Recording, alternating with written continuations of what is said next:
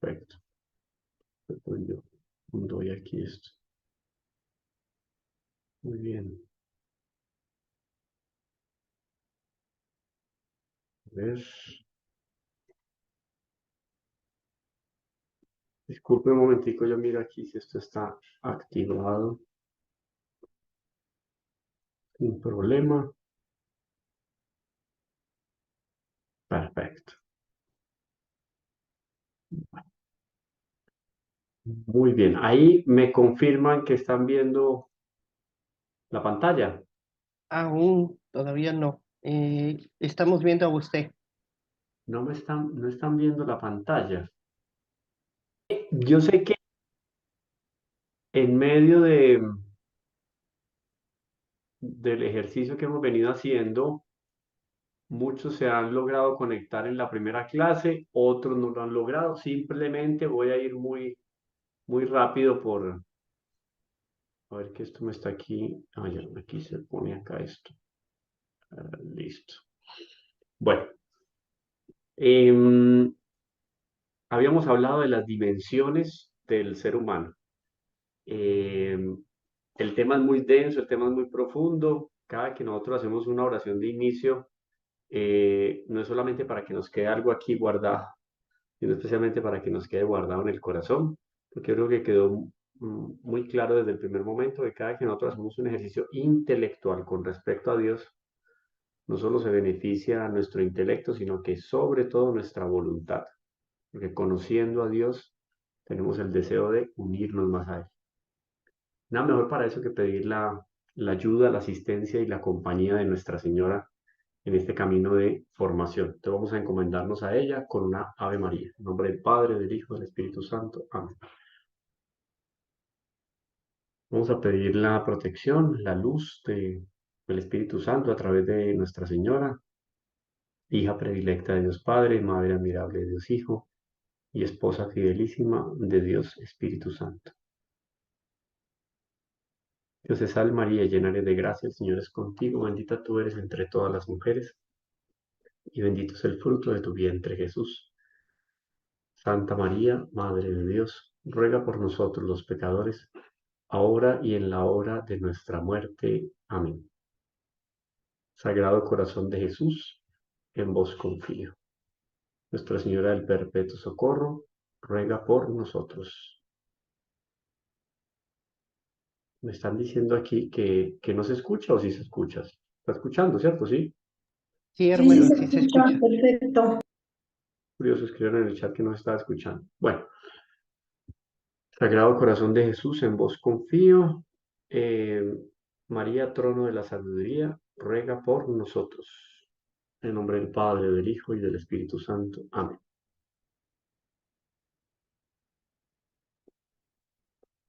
Bueno, entonces la creación, estamos dando las primeras pinceladas sobre el ejercicio intelectual que tenemos que hacer para ubicarnos en todo aquello de lo que es la apologética, la teología fundamental. Y tomamos un trecho, un texto de la Fides et Ratio, que inclusive les mandé ya el resumen, debe estar ya ensuchado, ahora al final de la clase les queda en el chat. Un documento muy bien elaborado por San Juan Pablo II. El resumen es muy breve y sirve como complemento también a este tema. Entonces vuelvo al problema del hombre contemporáneo. El hombre contemporáneo se quedó divagando en una serie de mares intelectuales que se alejan de la realidad y no aterrizan propiamente las necesidades que tiene el hombre. Habíamos hablado en la clase anterior de que hay una virtud importantísima, la virtud de la religión, catalogada como la virtud más importante por Santo Tomás de Aquino. Y habíamos dicho también que el hombre es naturalmente religioso. La naturaleza del hombre, miren que independiente de lo que son los sacramentos, independiente de lo que puede ser una cultura, no, el hombre es naturalmente religioso, porque el hombre tiene la tendencia en su naturaleza de buscar una razón para su existencia. Y es el ejercicio que han hecho todas las culturas. Yo creo que hablamos de eso, en otros casos hemos hablado, me encontré muchísimo la semana pasada con los sumerios, yo no sé por qué, pero por donde miraba yo me encontraba con los sumerios. De hecho, lo que nosotros tenemos de datos históricos en la antigüedad nos lleva hasta los sumerios. En las ciudades-estado sumerios, en las ciudades-estado de los sumerios, estamos hablando del año 3500 antes de Cristo, vamos a encontrar aquella ciudad muy importante para la historia judio-cristiana, para nuestra historia, para nuestros antecedentes históricos. Vamos a encontrarnos allá la Ur de Caldea. De ahí es oriundo mm, Abraham. Abraham sale del politeísmo de los sumerios para adentrarse en el mundo del monoteísmo. Él adhiere a Dios. Y ya lo que nosotros tenemos como, como reliquias de esas primeras civilizaciones que dejaron historia, que dejaron consignado su testimonio, esos pueblos ya tenían una clara definición de lo que era esta vida y la vida después de la muerte. Tanto así que lo que se encuentra de restos de esta civilización, especialmente los sumerios, para no hablar de los egipcios, ellos enterraban a sus líderes y ellos mismos se enterraban como súbditos, se enterraban con sus líderes, con sus gobernantes, con sus sacerdotes, que por lo menos para la cultura sumeria, el sacerdote y el gobernante era una sola figura y el poder le venía de los dioses. Al morir, a él lo enterraban con su séquito de sirvientes, los sirvientes vivos, lo enterraban con su ajuar, con sus pertenencias, porque la creencia que tenían ellos, para ellos era claro que después de esta vida había otra realidad.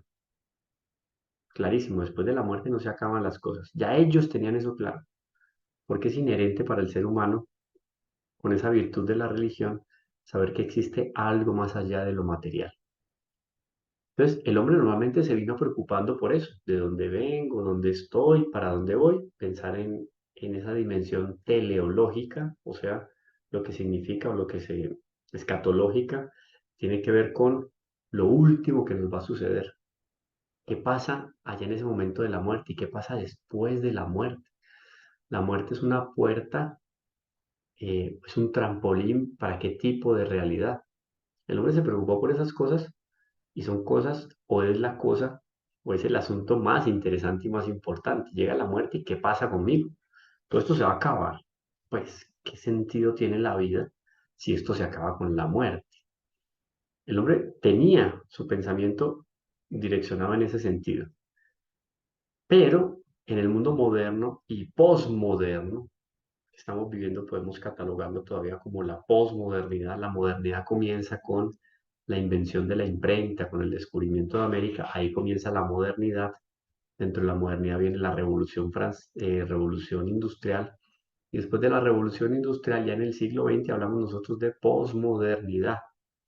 Y el hombre empieza a pensar en cada cosa loca y desvirtuada propiamente del uso que hay que darle a esto, a este don dado por Dios que es la inteligencia.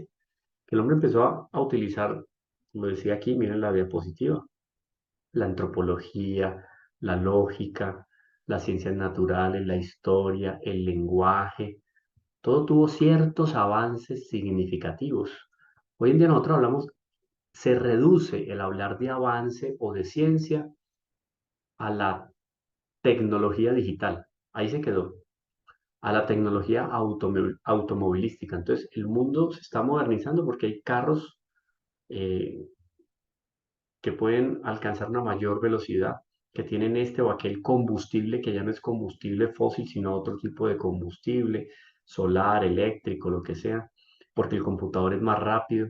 La ciencia, la capacidad del hombre dimensionar o direccionar más bien su inteligencia se quedó ahí en esa línea.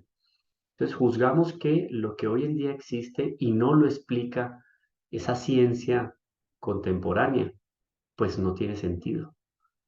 El hombre se quedó pensando en cosas que no son fundamentales para su vida. Y utilizó todas las áreas del saber y el conocimiento que ya venía siendo acumulado a lo largo de muchísimos siglos simplemente para pensar en sí mismo y no para buscar la verdad. Recordemos, Dios dio al hombre dentro de ese regalo maravilloso de la semejanza, porque el hombre es hecho a imagen y semejanza de Dios.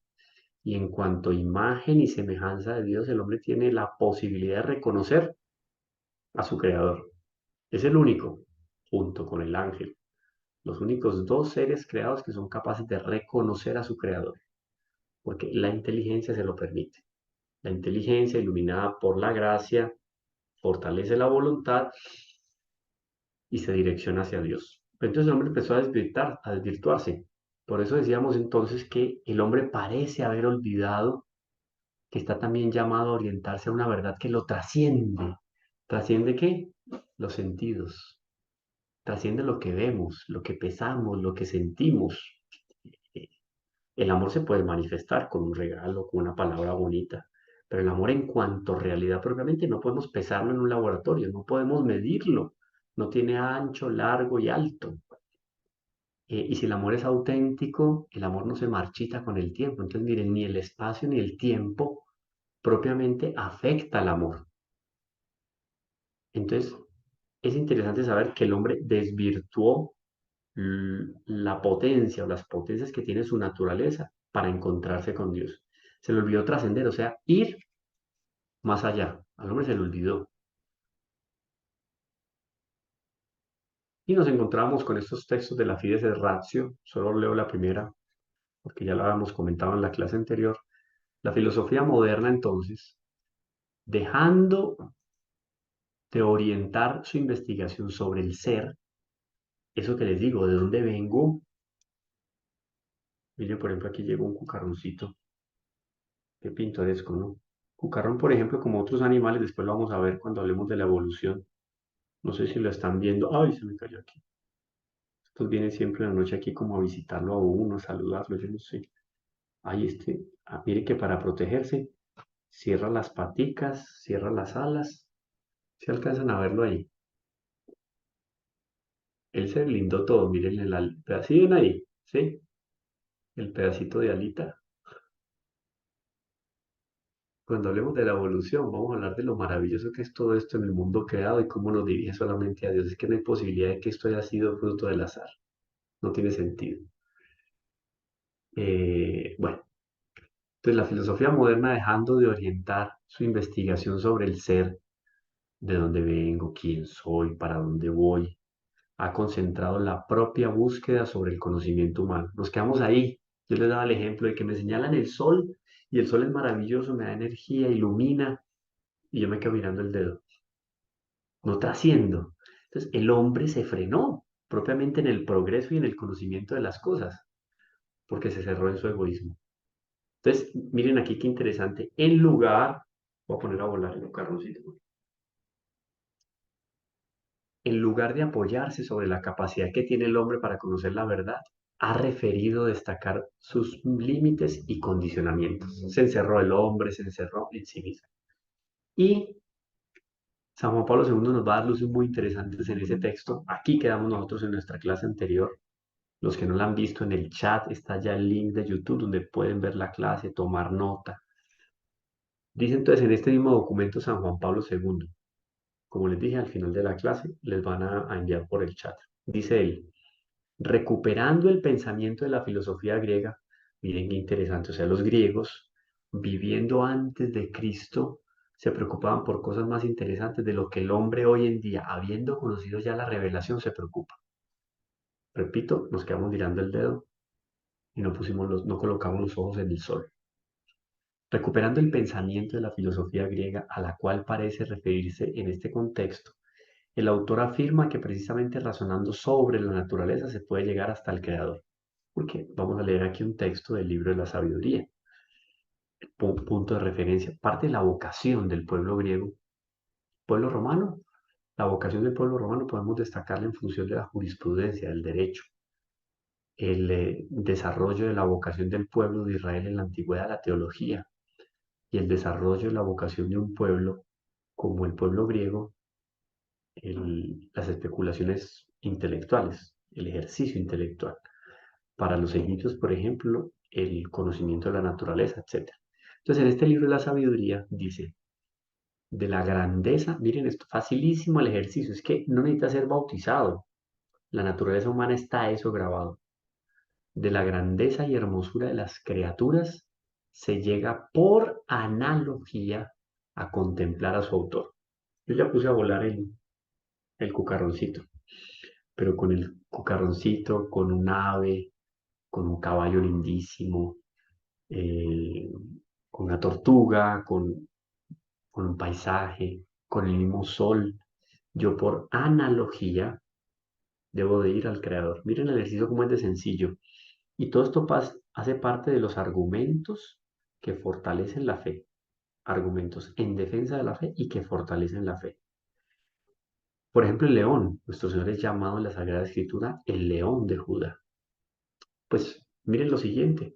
No fue que Dios creó el león y después el hombre vio que en el león había un símbolo de Dios. Entonces quedó en la Escritura y en algunos textos como que el león es símbolo de Dios. Lo que el hombre hizo fue leer a Dios en el león. Muy bien. Pero antes de eso, Dios dejó escrita o dejó impresa su imagen en el león. Asimismo en el pelícano, es otro de los símbolos de, de Dios. Porque el pelícano cuando no tiene para darle alimento a sus polluelos, a sus crías, él se rasga el vientre y del vientre le da de comer a sus polluelos. Así como nuestro Señor nos dio cuerpo, sangre, alma y divinidad. El pelícano es símbolo. Pero entonces en la creación lo que quedó fue una huella digital. Por eso dice el libro de la sabiduría, de la grandeza y hermosura de las criaturas se llega por analogía a contemplar a su autor. El pelícano me reporta a Dios, en este caso la segunda persona en la Santísima Trinidad. Porque una vez hecho hombre, Él se entrega por nosotros y nos deja su cuerpo como alimento. Es un símbolo. Pero desde un inicio en la creación lo que Dios hizo fue en esas criaturas dejar un reflejo de Él, una impresión dactilar. Y en cuanto la criatura sea más perfecta, mayor reflejo o mayor analogía tiene con respecto de Dios. Eso es importante tenerlo en cuenta. Eso es un argumento también. Se reconoce aquí, dice entonces San Juan Pablo II, se reconoce así un primer paso de la revelación divina constituido por el maravilloso libro de la naturaleza. El libro de la naturaleza. La naturaleza es un libro abierto dispuesto por Dios para que en ese libro leamos la existencia de Dios. Dice San Juan Pablo II, con cuya lectura, ese libro de la naturaleza, con cuya lectura, mediante los instrumentos propios, oído esto, los instrumentos propios de la razón humana, se puede llegar al conocimiento del Creador. La teología como discurso del pensamiento, es un discurso intelectual, la teología es eso, es un discurso intelectual. Dan de cuenta ustedes una red, cada hilo que conecta cada hilo y se amarra entre sí y forma una superficie cohesa, es una serie de raciocinios en la teología, es como una red. Y en esa red fuertemente consolidada de la teología, cuando yo la miro, veo un panorama, ese panorama es una visión de Dios, no es una visión completa, porque es imposible dar una visión completa de Dios. Como Dios es infinito, es imposible dar ese panorama infinito de Dios. Sin embargo, ya me da una idea de Dios. Ahora, la teología me da una idea y la creación, lo que yo puedo percibir con los sentidos, me da también otra realidad de Dios. Mire que entre las dos, lo decíamos en la clase pasada, me ayudan a mí a encontrarme con esa realidad sobrenatural. Y sin embargo, no lo voy a entender ni a comprender en su totalidad, porque es Dios, pero me da una idea. Por eso es importante que la inteligencia o a la inteligencia se le dé el mejor uso. ¿Cuál es? Llegar al conocimiento del Creador. Y esto no es una idea propia de San Juan Pablo II, él está haciendo una lectura de lo que ya está en el Antiguo Testamento y lo que la teología ha venido desarrollando. No sé las preguntas, yo veo que alguien levantó la mano, creo que las preguntas van a ser al final, ¿sí? Para que lo tengamos en cuenta. Así lo habían dispuesto la vez pasada. Anoten bien y preguntan. Bueno, no más viendo, miren, viendo este panorama, pues viendo el color del cielo, a veces me parece muy interesante, por ejemplo, pensar a la hora de ver un paisaje de estos, uno dice, ¿qué utilidad tiene ese paisaje? Esa roca, puede ser que esos arbustos le permitan a algunas aves hacer sus nidos. Puede que no, pero puede que sí. El mínimo de beneficio para la creación está manifestado ahí, en esa roca, con esos arbustos. ¿Puede perder o ganar el panorama con esa roca y esos arbustos? Sí, pero no es indispensable. Y eso lo vamos a ver profundamente a la hora de analizar las 5 vías del conocimiento de Dios de Santo Tomás de Aquino. Esto es una criatura. Esto no es un ser absoluto. A Dios no lo podemos dispensar. O sea, Dios no puede salir del panorama. ¿Por qué? Porque Dios es fundamental. Cualquiera de nosotros no es fundamental ni indispensable. Si Dios, de alguna manera, Dios estuviera cansado y parpadear y se olvidara de uno de nosotros, hasta de la historia desaparecemos. No somos indispensables. Dios es indispensable y permanece. En cambio, las criaturas son contingentes. Pero a través de las criaturas contingentes y usando nuestra inteligencia, nos damos cuenta de que hay algo más allá de los sentidos. Lo entendemos, lo saboreamos. Cuando vemos un paisaje bonito y dices, Dios mío, qué belleza. Esa belleza casi que es con B mayúscula, porque lo que hay de bello en ese panorama es un pálido reflejo, pero es un reflejo, es un pálido reflejo de lo que es Dios.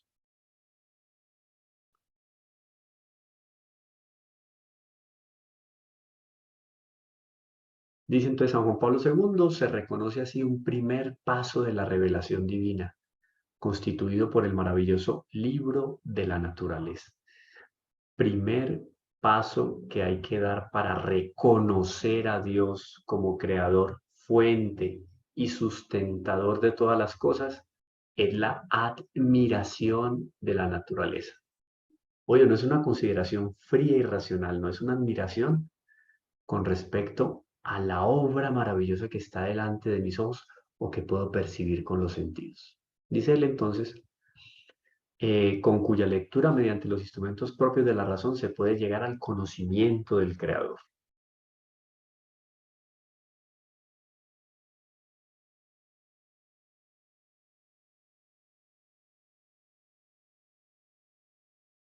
Dice aquí. Aquí vemos en la foto tenemos a San Justino Mártir. Esto es un fresco antiquísimo de San Justino Mártir. Yo creo que todos lo están viendo ahí. Fresco antiquísimo, uno de los primeros apologetas que conocemos nosotros en la historia, aquellos defensores de la fe. Claro, el cristianismo nace y ya empieza a ser atacado no solamente por los judíos, el pueblo contemporáneo de nuestro Señor Jesucristo, sino por los paganos. Por eso vienen las grandes persecuciones a la iglesia. Entonces, en la segunda generación, después de los apóstoles y los discípulos, nos vamos a encontrar con este personaje, San Justino Mártir, que es catalogado como el primer apologista griego, o sea, el primero que se puso en la tarea de escribir al respecto de la defensa de la fe. Y unos textos lindísimos, algo de eso vamos a comentar nosotros más adelante. Él, por ejemplo, San Justino Mártir, él desarrolló un diálogo con un judío llamado Trifón y le va explicando a este judío a manera de catequesis, pero todo en una estructura apologética, o sea, en el sentido de defender la verdad. Le va explicando entonces a este judío los motivos por los cuales nuestro Señor Jesucristo es el Mesías esperado. Y todo eso él lo justifica en los textos del Antiguo Testamento. En algún momento lo decía yo en estos días en una conversación con un alumno, le decía yo, es que no hay, no, estábamos en un programa de radio hablando de la resurrección. Es que es imposible que un hombre como nuestro Señor Jesucristo haya dividido la historia en dos, se haya llevado consigo alrededor de 10 millones de mártires, o sea, 10 millones, si nuestro Señor Jesucristo es como muchos hoy en día, infelizmente, señalado por un desquiciado, lunático, bueno, ese, comillas, desquiciado, lunático, logró conquistar a la opinión pública contemporánea, se llevó detrás de sí al Imperio Romano, logró que en el Coliseo y en el circo romano entregaran su vida por él, por un hombre que murió como el más vil de los criminales en lo alto de una cruz. Logró que entregaran su vida por él más de 10 millones de personas, más o menos lo que está catalogado en el martirologio romano, o sea, los mártires que ofrecieron la vida por él. Y este hombre no puede haber sido una ilusión. no puede haber sido un embaucador. Es imposible, no tiene sustentación histórica. Sin embargo, lo que hace San Justino es tomar los textos del Antiguo Testamento, los profetas, mm, Pentateuco, todos los textos, el mismo libro de la sabiduría, los salmos, y aplicar todos esos textos a la existencia histórica de nuestro Señor Jesucristo. Ese es un texto muy interesante de San Justino Mártir, pero además de eso, escribió otros dos textos llamados también apologías, que eran dirigidas al emperador Pío y eran defensa de la comunidad cristiana, y donde defendía y hablaba también explícitamente como una catequesis bien fundamentada sobre el bautismo, la Eucaristía, Nuestra Señora y nuestro Señor Jesucristo. Aquí estamos hablando siglo segundo y tercero. Ya empieza entonces a consolidarse la teología dentro de la iglesia. Y San Ireneo de León, otro de los grandes apologistas de los primeros tiempos, miren que esto se va desarrollando desde que muere nuestro Señor, aparecen los grandes apologetas. Y San Ireneo de León, que es discípulo de San Policarpo de Esmirna, que a su vez San Policarpo de Esmirna había recibido su formación de manos de San Juan Evangelista. Ustedes pueden creer, San Juan Evangelista le dio la formación catequética, lo formó teológicamente a San Policarpo de Esmirna, y San Policarpo de Esmirna a su vez eh, le hizo apostolado a San Ireneo de León. San Ireneo, que obviamente había recibido de primera mano toda la doctrina y la enseñanza de nuestro Señor Jesucristo a través del apóstol San Juan, escribió una obra muy interesante de apologética, para que la tengan ahí en cuenta, que se llama Contra las herejías. Y ahí él se pone a la tarea de refutar cada una de las herejías de la época, porque es curioso, la iglesia cuando nace, ya nace obviamente con enemigos. ¿De dónde nace la iglesia? Del costado de nuestro Señor Jesucristo. Brota agua y sangre, ahí es el nacimiento, no brota la iglesia. Celebramos nosotros la fundación de la iglesia con la venida del Espíritu Santo. Ya desde ese momento la iglesia es atacada. Primero es atacada por Judas. Judas, que entrega a nuestro Señor, entregando el cuerpo de nuestro Señor, entrega la iglesia, en el fondo, porque la iglesia es el cuerpo místico de nuestro Señor Jesucristo. Entonces los enemigos siempre están ahí alerta a medida que la iglesia va consolidándose como institución. Y la iglesia tiene que vivir recluida durante casi 3 siglos en las catacumbas, enterrada literalmente, debajo de la tierra, enterrada, y debajo de la tierra, celebrando los sacramentos y partiendo el pan, como dicen los Hechos de los Apóstoles. Entonces ahí como que las herejías estaban un poco calmadas. Sin embargo, llega el edicto de Milán, el emperador le da libertad a la iglesia sale de las catacumbas, y apenas la iglesia sale de las catacumbas, ¡pam!, llegan las herejías. Todas estas herejías que son enemigos externos o también a veces internos, porque obispos en la iglesia católica naciente, que atacaban los dogmas de la iglesia católica, negaban la presencia real de nuestro Señor Jesucristo en la Eucaristía, negaban inclusive la naturaleza humana de nuestro Señor, la maternidad divina de la Santísima Virgen. Entonces, todas esas herejías, después de que la iglesia sale de las catacumbas en el siglo IV, inicios del siglo IV, esas herejías empiezan a atacar. La iglesia tiene que defenderse. ¿Cómo se defiende de la mentira o de los señalamientos en contra de las verdades de fe? Pues estructurando una doctrina que consolide el pensamiento de la iglesia en cuanto a institución. Entonces, ese fue uno de los trabajos que hizo San Ireneo. Por eso ese texto Contra las herejías. Ahí entonces refuta todas las herejías de su época y empieza a dar argumentos en función de las verdades de la fe y de la Iglesia Católica en cuanto a institución. Esto sucede, por ejemplo, con una genealogía que él escribe al respecto de la lista de los obispos de Roma, o sea, de los papas, hacia el año 180. Él vive en el año 180, la iglesia ya está sumergida en las persecuciones de los emperadores romanos, y en el año 180 él hace una genealogía de todos los papas después de San Pedro. Se pone en esa tarea para defender ¿qué?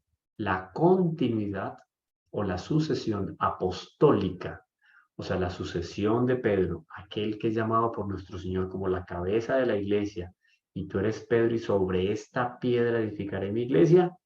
La sucesión de papas Hasta el año 180 la define San Ireneo para dejar en consideración, dejarlo claro y en evidencia que la Iglesia es la depositaria de las verdades de fe. Hay un texto aquí que tiene que ver sobre el apostolado de los laicos. Aquí tenemos en pantalla, si lo están viendo, San Pablo VI. Él recibe de las manos del Papa Juan, San Juan XXIII, recibe el legado del Concilio Vaticano II y, digamos, en medio de todas las circunstancias complejas y los documentos, en su gran mayoría, mal interpretados por un gran número de teólogos en el siglo XX y en el siglo XXI, hay unos textos muy interesantes que si se leen con piedad y con fe, puede darnos luces al respecto de lo que significa la defensa de la doctrina. Pero también y sobre todo yo cito este texto sobre el apostolado de los laicos, eh, porque tiene un compromiso muy importante de nosotros o para con nosotros. Si lo leen ahí, a ver si Karim lo lee.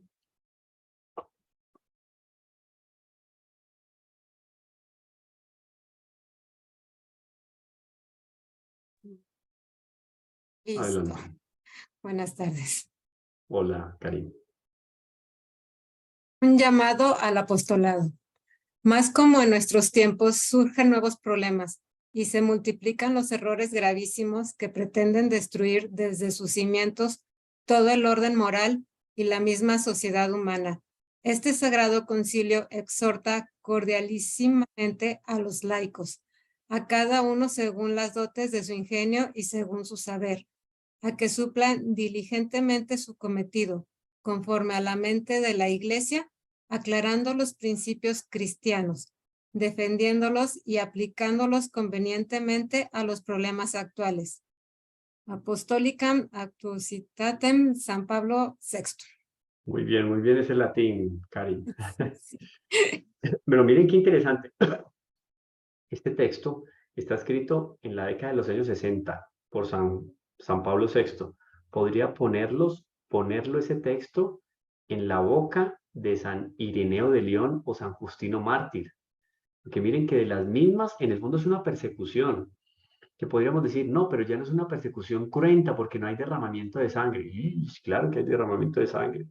En el último siglo podemos contar por lo menos 300 millones de cristianos que han muerto a causa de su fe. Miren que superamos el número de mártires de los primeros tiempos del cristianismo, las persecuciones romanas.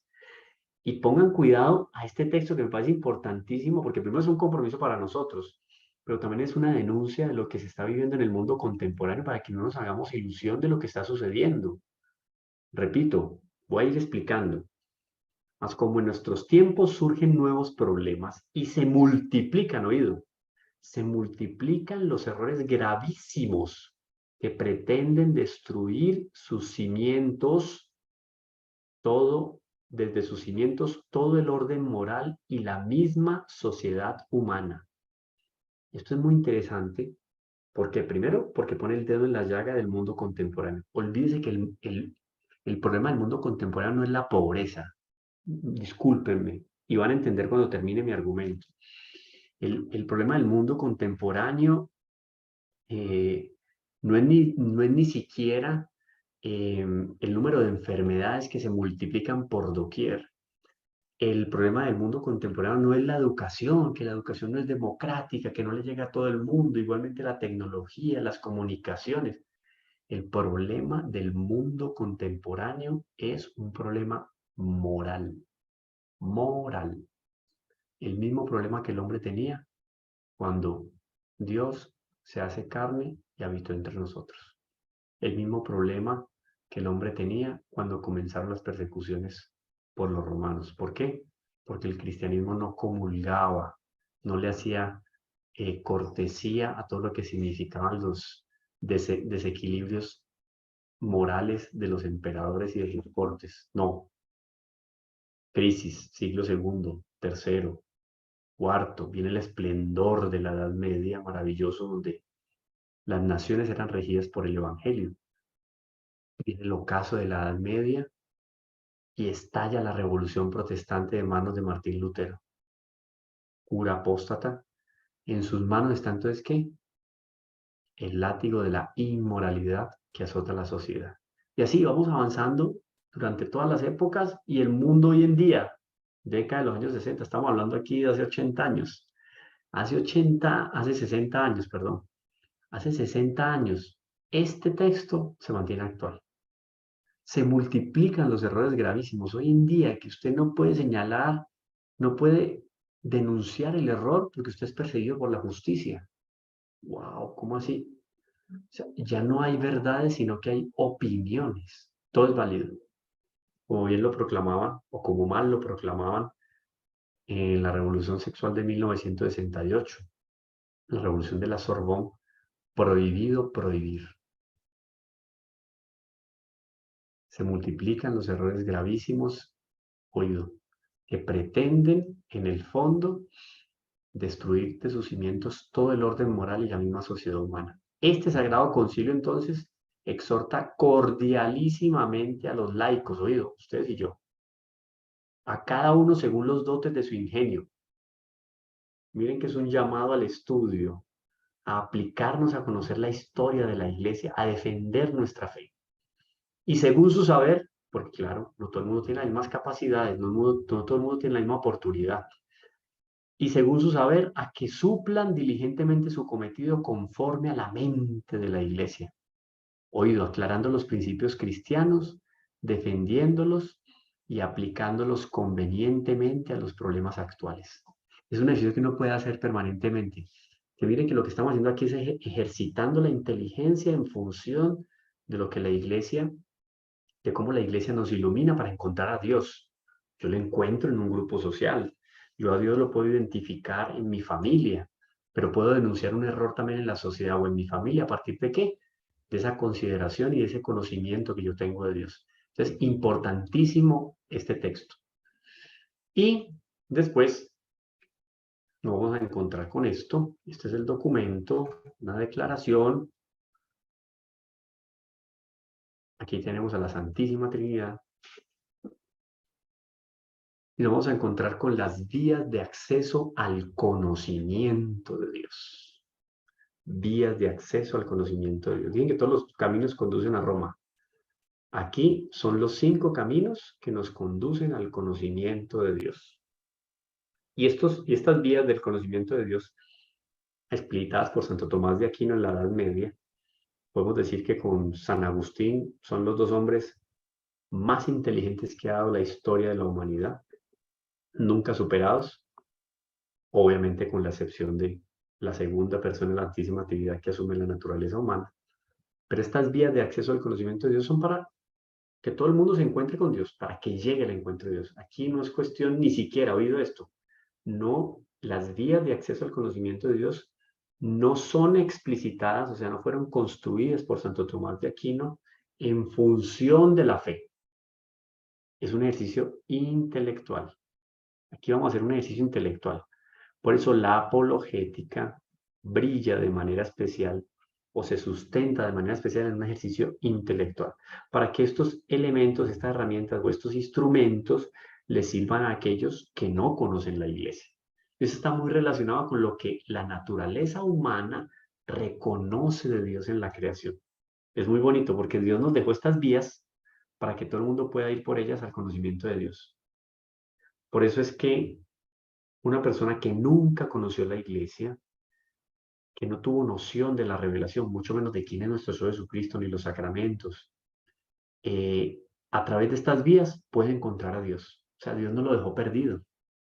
Dios le dejó 5 caminos. Miren, tiene 5 caminos para llegar a Dios. Y no es que sean los únicos. Digamos que son los más evidentes. Al final vamos a ver que hay otros más.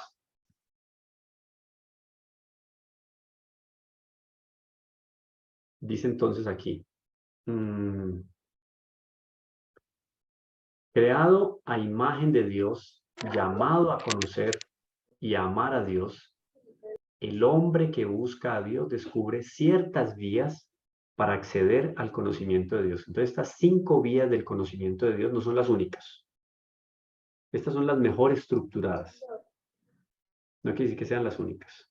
Se las llama también pruebas de la existencia de Dios. Pero miren que aquí vamos a hablar solo esto, solo es la inteligencia la que se va a ejercitar. No en el sentido de de las pruebas propias de las ciencias naturales, sino en el sentido de que son argumentos convergentes y convincentes, o sea, que se unen. Son argumentos que se unen y que permiten llegar a una certeza verdadera. O sea, se le aclara el horizonte a uno, el panorama. Eso de que de dónde vengo, dónde estoy, para dónde voy, se nos aclara con esto de las 5 vías del conocimiento de Dios. Ahora, estas vías, para acercarse a Dios, tienen como punto de partida la creación. Entonces, de aquí no escapa nadie. Puede ser o no bautizado. Si yo voy a encontrar que estos caminos para el conocimiento de Dios me llegan a partir de la creación, todo el mundo tiene acceso. Y hay dos elementos fundamentales: el mundo material y la persona humana. Miren que cuando se dice la persona humana, no estamos hablando del cuerpo y alma, estamos hablando de que del conjunto, cuerpo y alma, persona. Porque cuando alguien se muere, yo no digo se murió el cuerpo de, no, es que ya no hay persona, ¿cierto? Porque el alma estará en algún lugar, en el purgatorio, en el infierno o en el cielo, ¿sí? Pero no está el cuerpo. Dios nos da la personalidad cuando está el cuerpo y el alma juntos. Entonces, cuerpo y alma, el hombre y el mundo material es el punto de partida de esas 5 vías del conocimiento de Dios. Fundamental.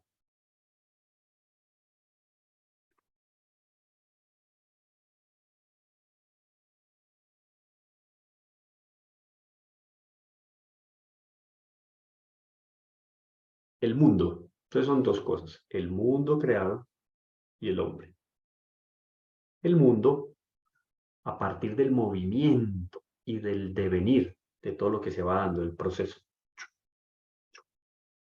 Del Génesis hasta acá se dio un devenir, proceso. A partir del movimiento y del devenir de la contingencia, miren esta palabra, vámonos familiarizando con ciertas palabras, anótenlas ahí para que las tengan en cuenta. Contingencia es aquello que depende de. Ustedes y yo somos contingentes. ¿Dependemos de quién? De Dios. ¿Dios es contingente? No. Dios no es contingente porque Él no depende de nadie. Él se vale por sí mismo. ¿Cierto? Él es infinito, omnipotente, omnipresente, omnisciente. Todos los atributos. Dios no es contingente. Son contingentes quienes, las criaturas, o sea, dependen de. Eso significa ser contingente.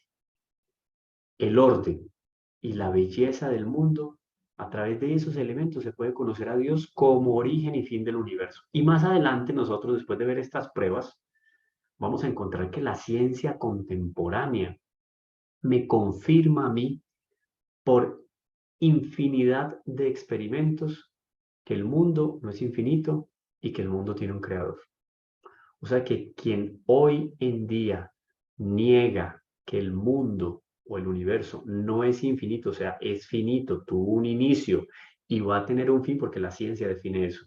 El mundo tuvo un inicio y el universo va a tener un fin. Y si tuvo un inicio y no existió desde siempre, ¿qué había antes de ese inicio? ¿Quién estaba antes de ese inicio? Ahí ya entra la fe. Pero es interesante que la ciencia ya nos dice: un momentico, eso que pensaban los antiguos de que el mundo era infinito, está comprobado científicamente. Tuvo un inicio. Eso lo vamos a ver después. Entonces San Pablo, muy interesante, porque San Pablo va a afirmar que lo que de Dios se puede conocer está en ellos manifiesto. Dios se lo manifestó. Porque, miren esto qué interesante, hablando del libro de la creación, Pablo no está hablando del libro de la creación. Dios se lo manifestó. Porque lo invisible de Dios, desde la creación del mundo, se deja ver a la inteligencia a través de sus obras.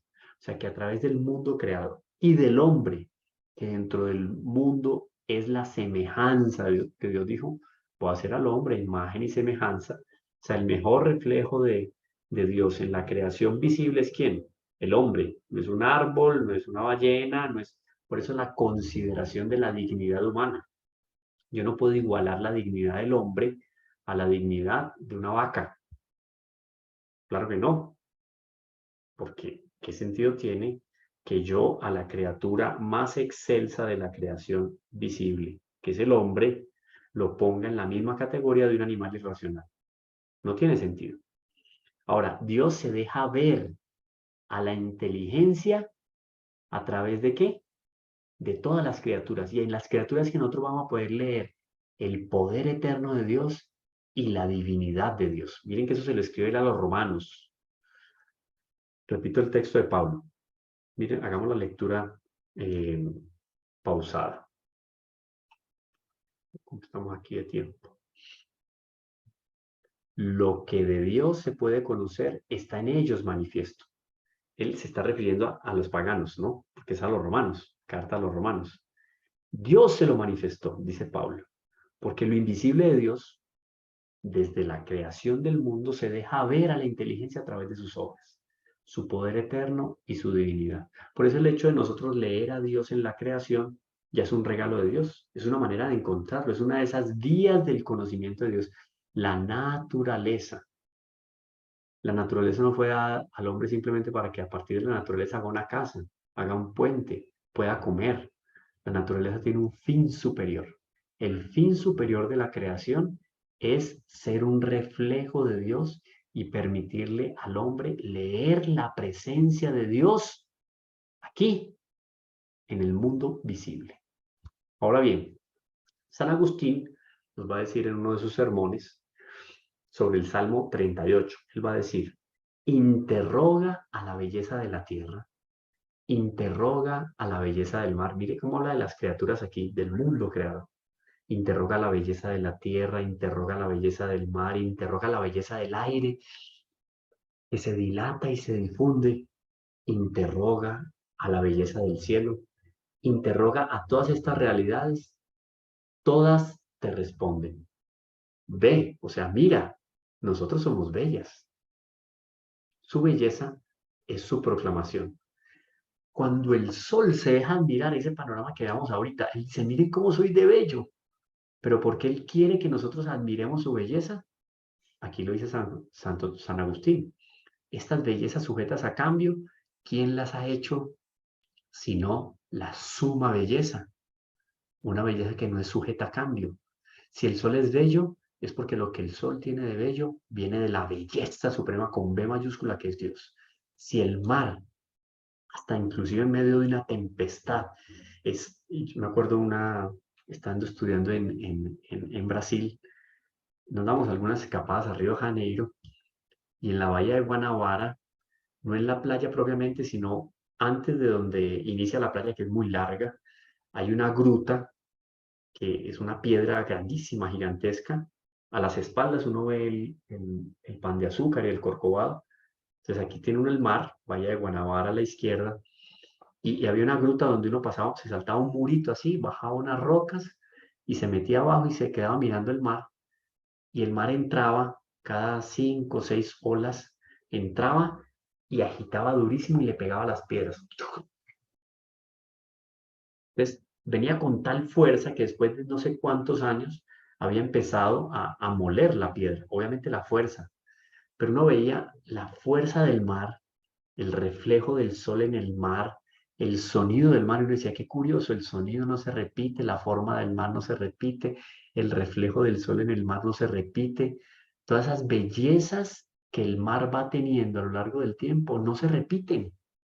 Casi que uno diría, son infinitas. No son infinitas, son finitas, pero en medio de esa variedad de las bellezas del mar, de su reflejo, de su fuerza, inclusive de su aroma, uno puede leer ahí la presencia de Dios.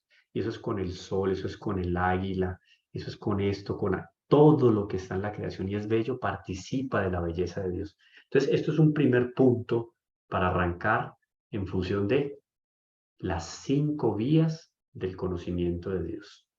Hasta ahí, ¿cómo vamos? ¿Bien? ¿Me tienen que hacer así o así? Si me hacen así, repito. Sí, ¿Sí? Bien, me hacen por ahí estamos bien. bien. ¿Sí?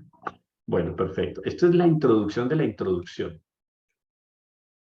Eso es un tema lindísimo, es que ustedes ven que es hasta poético.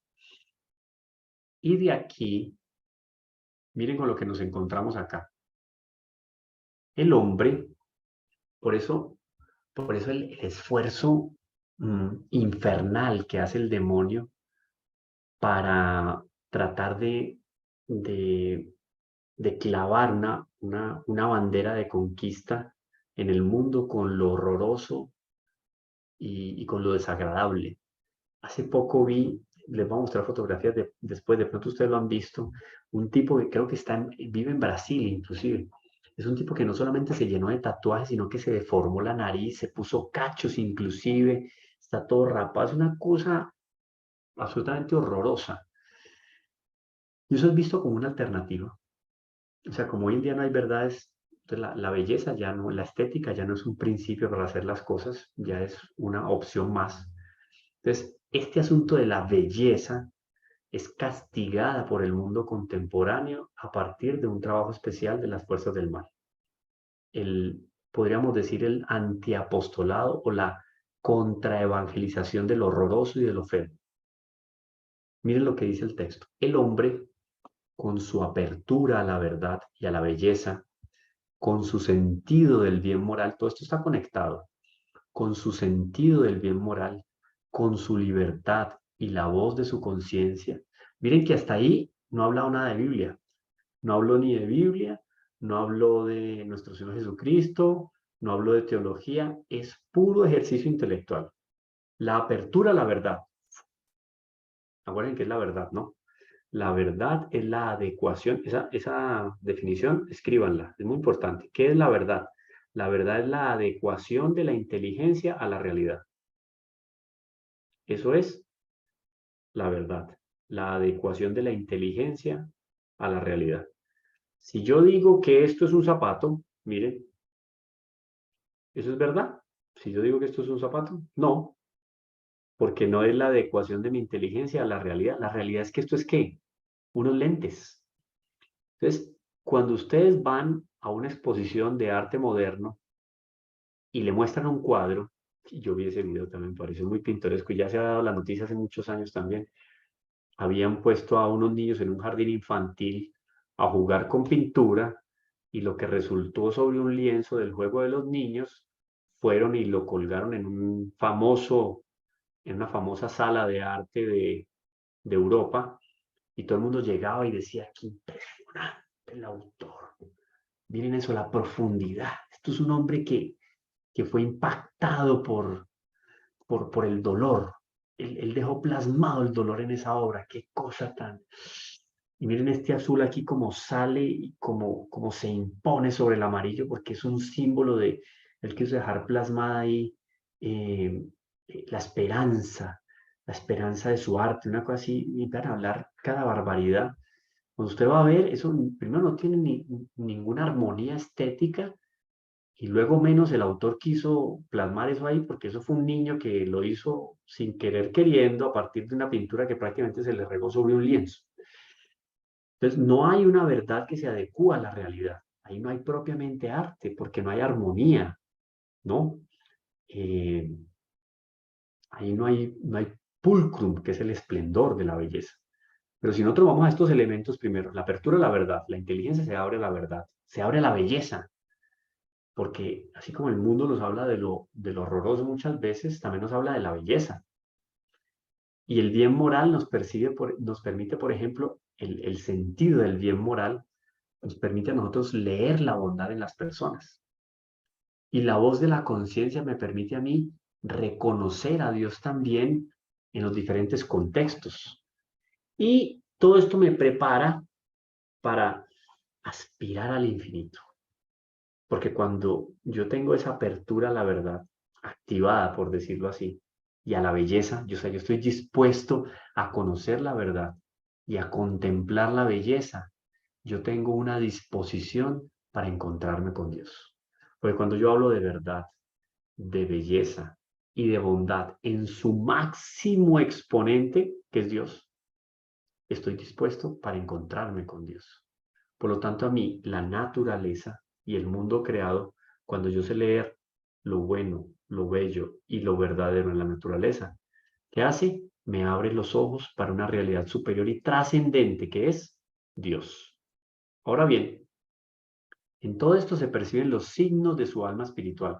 El hombre es realmente espiritual cuando hace esas consideraciones con respecto a las criaturas. Yo les decía, me señalan con el dedo del sol y me quedo viendo el dedo. Eso no es un hombre espiritual. Un hombre que cuando ve un paisaje se preocupa solamente porque, ay, qué bueno llegar allá, por ejemplo, una casa, un castillo, un palacio lindísimo, ay, qué bueno dormir ahí, qué delicia.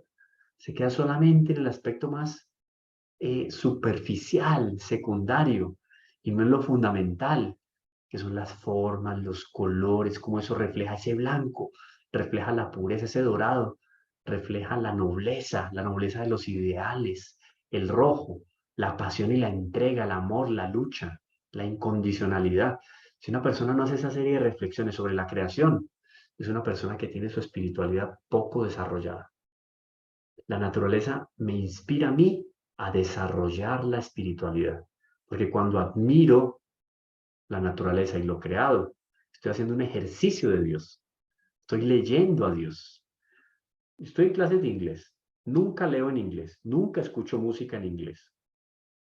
¿Cómo voy a aprender inglés? ¿Cómo voy a aprender de Dios, a escuchar de Dios, si no leo a Dios, si no lo escucho en un canto maravilloso de un ave, lo que sea? En todo esto se perciben los signos de su alma espiritual. Oído esto, Gaudium et Spes, otro documento muy importante para que lo lean. La semilla de eternidad que lleva en sí al ser irreductible a la sola materia. Entonces, dentro de nosotros tenemos una semillita de eternidad.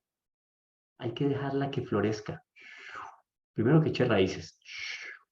Después que broten ramas y dé frutos. Porque esa semilla de la eternidad está dentro de nosotros. ¿Cómo riego y cómo fertilizo esa semilla para poder encontrar a Dios? Con la lectura de las bellezas de Dios, de las bondades de Dios, de las verdades de Dios en la creación. ¿Listo?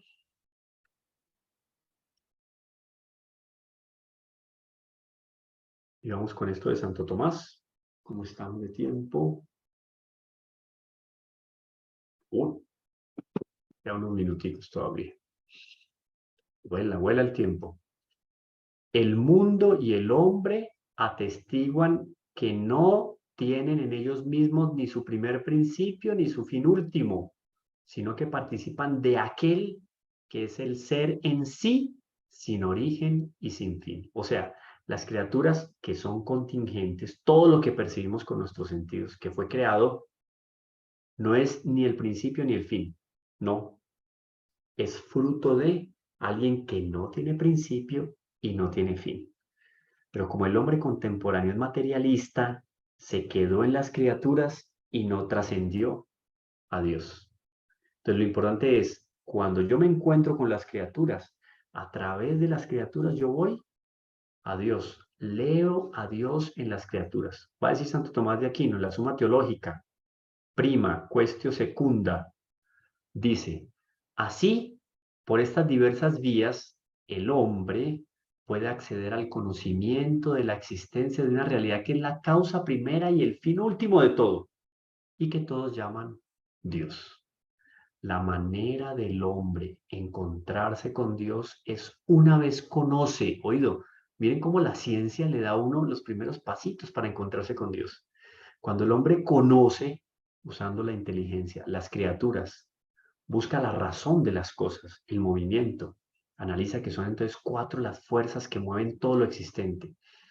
La fuerza gravitatoria, la fuerza electromagnética, la fuerza nuclear fuerte, la fuerza nuclear débil. Todas esas fuerzas las identifica en la materia y en los cambios de la materia. El hombre no se puede quedar ahí analizando el electrón, el protón, la luz. No, eso es regido por quién. ¿De dónde la armonía y el equilibrio de las cosas? ¿Cómo es que la luna girando alrededor de la Tierra permite que la Tierra permanezca estable en su inclinación de tal manera que no fuera, miren que si la luna, miren este ejercicio muy interesante, muy sencillo. Yo tengo aquí mis 2 imanes. Tengo aquí 2 imanes. Miren, voy a poner la luna y la tierra del mismo tamaño porque no tengo de diferente tamaño. Ah, no, sí tengo por acá. Sí, tengo aquí. Aquí tengo una tierra que no es el planeta azul como siempre nos enseñaron, sino que es el planeta naranja. Tengo aquí la tierra y tengo la luna, ¿no? Tengo la tierra y tengo la luna. Ustedes saben que si la luna no existiera, sacamos a la luna de la órbita de la tierra, esta tierra que tiene una leve inclinación de algunos grados para poder trasladarse alrededor del Sol, ustedes saben que la Tierra tiene rotación, o sea, gira sobre su propio eje, pero además de eso tiene ¿qué? Traslación alrededor del Sol. O sea, cambiemos, este es el Sol y esta es la Tierra. La Tierra gira sobre su propio eje, pero además de eso, gira alrededor del Sol, ¿cierto? De tal manera la Luna equilibra el movimiento de la Tierra, que si la Luna no estuviera al lado de la Tierra, miren cómo la Tierra se movería alrededor del Sol. Entonces, imaginen ese movimiento. ¿Quién podría vivir en la Tierra? Nadie. Un satélite, un pedacito de piedra tan pequeñito, o de piedras tan pequeñitos, o de minerales tan pequeñitos, como la Luna, equilibra de tal manera el movimiento que la Tierra sigue girando alrededor del Sol de una forma armónica y estable. ¿Cómo no decir que a partir de estos movimientos hay un legislador que mantiene en orden las cosas en el universo? ¿Qué lógica le puedo dar yo a este tipo de movimientos para no hablar de otros más y decir que esto está regido por un ser que es el inicio y el fin de todas las cosas? Es evidente, es hacia donde la relación de las criaturas, la existencia de las criaturas, le lleva al hombre. No hay otra explicación para lo que nosotros percibimos con nuestros sentidos. Y eso lo vamos a ver más profundamente. Y este personaje con el cual vamos a abrir nuestra siguiente clase, el padre Georges Lemaitre, un sacerdote belga. Eso ya queda para la próxima clase porque ya entramos en otra temática que es el origen del universo, una prueba de la existencia de Dios. Vamos a ver las 5 vías de Santo Tomás y entramos aquí en el padre Georges Lemaitre, que es el padre del llamado átomo primitivo o la teoría del Big Bang. Yo creo que ustedes en algún momento lo escucharon, la gran explosión. La teoría actual